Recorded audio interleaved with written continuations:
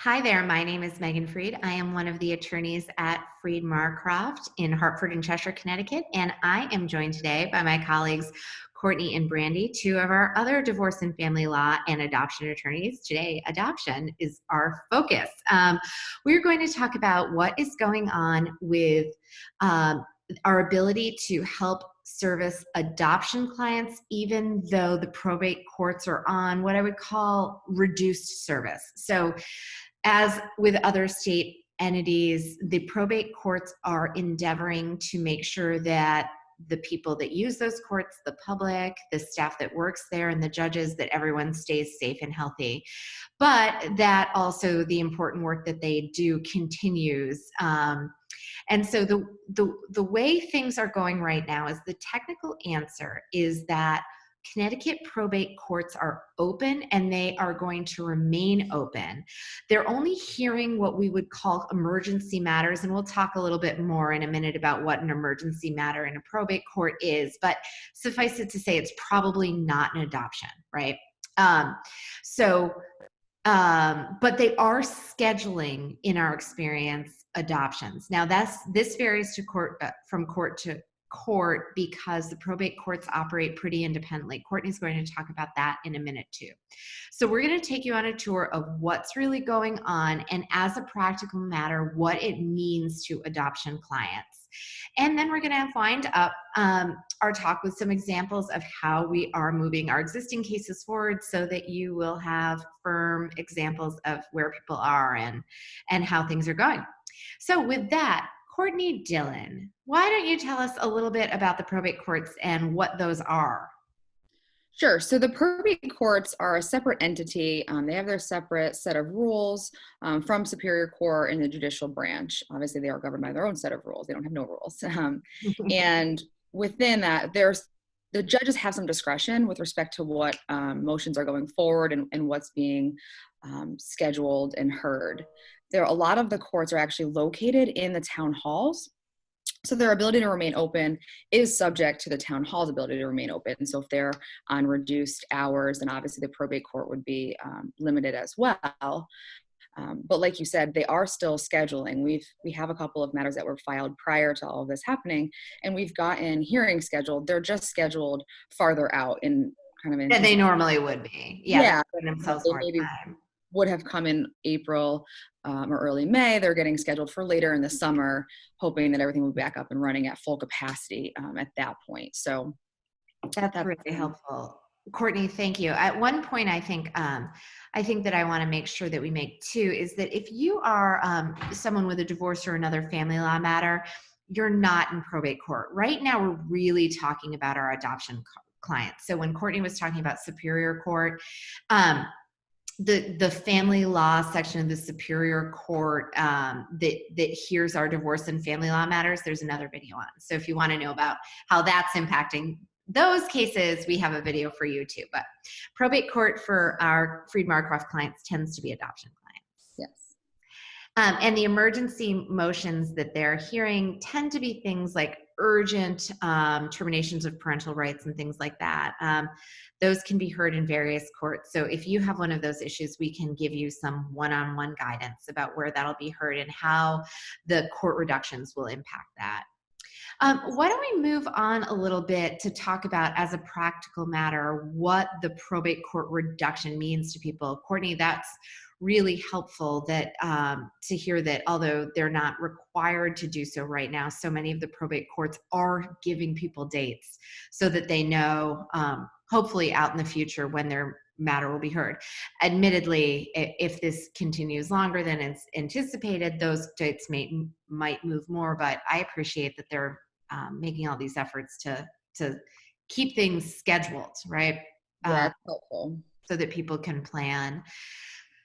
So what can we do right now with the courts, even though they're not at full capacity?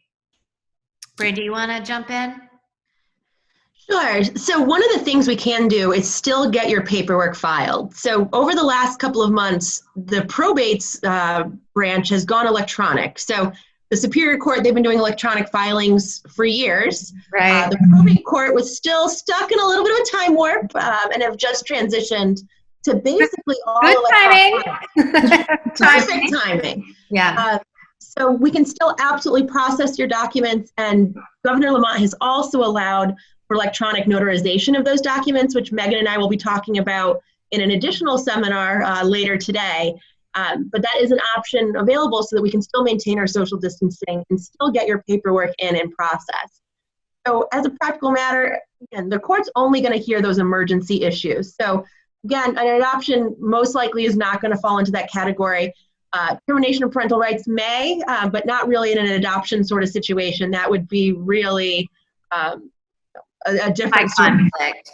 Yeah, and typically if it's that high conflict, it would probably be considered something that'd be heard in the juvenile court, which would fall under the other superior court rules. But for here, under the new guidance we've received from the probate court administrator, they can schedule virtual conferences the same way that we've been doing here. They can do conferences by phone, by video. There are certain hearings, adoptions are one where it is important to have the actual physical body there in the room. So those, in our experience, they are scheduling.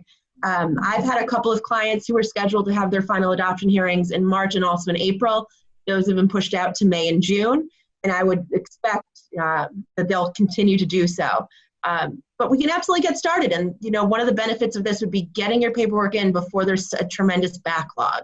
Especially since they're scheduling, right? So I think you're reserving your date. And let's talk a little bit about the adoption process, because so many of our adoptions are co-parent, step-parent, third-party adoptions. So what that means is that we're really only going to court once for the hearing where the judge finalizes the adoption, issues the orders of adoption.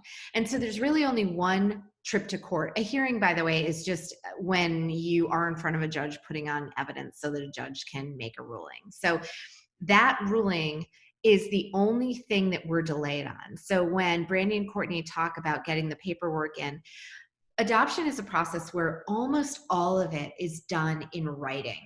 So we do all of this upfront work and we submit it to the court, and then the court reviews all of that paperwork, and then we go in for the final hearing, which generally speaking, I think my longest one ever was about a half an hour. I don't know if either one of you has had one longer, but because the work is in the paper, the time we're in court is very short.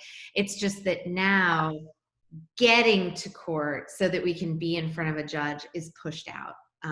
So it is very important to start and keep going so that we're in the hopper. And again, they can do all of the work, but the final hearing where you get to adopt your child.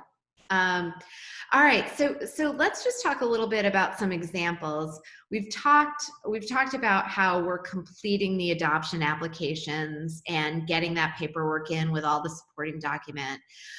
Brandy, you talked about the notarization. Do you want to just explain that a little bit more and why it's relevant in the adoption context? Sure. So for many of the documents that we submit to either the probate court or the superior court, they require you to sign under oath, and they require either a notary or an attorney to take that acknowledgement.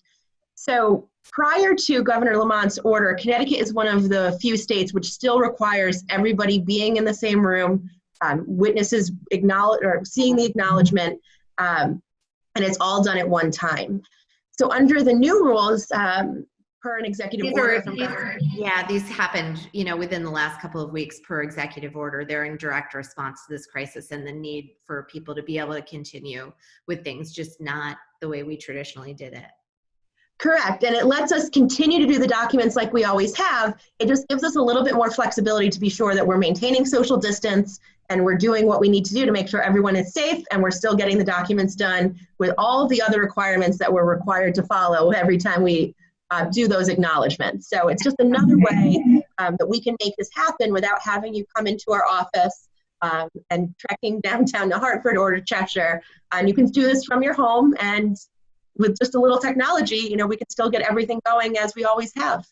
That's right. That's something that I'm really excited about, because in order to submit that adoption application to the court so that they can review it, so that we can get a hearing date and get in the queue and everything, it does require these documents. And we want to make sure that our clients, and especially our clients with young children, like so many adoption clients, are able to stay self-quarantined at home. And we're really excited that we can really do this in a way that supports that and also gets people, we can keep them moving forward through it.